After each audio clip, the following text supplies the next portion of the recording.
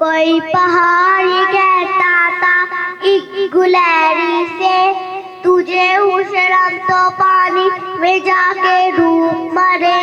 जरा सी चीज है इस पर गरूर क्या कहना, ये अकल और ये समझ शऊर क्या कहना।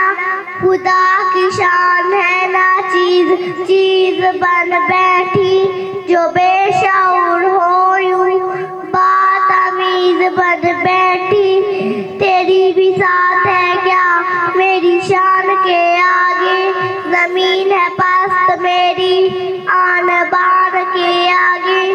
जो बात मुझ पे है तुझको है नसीब कहाँ, भला पहाड़ कहाँ जानवर गरीब कहाँ। कहाँ इनके गुलैरी ने मुंह संभाल जरा, ये कच्ची बात है दिल से इन्हें निकाल जरा।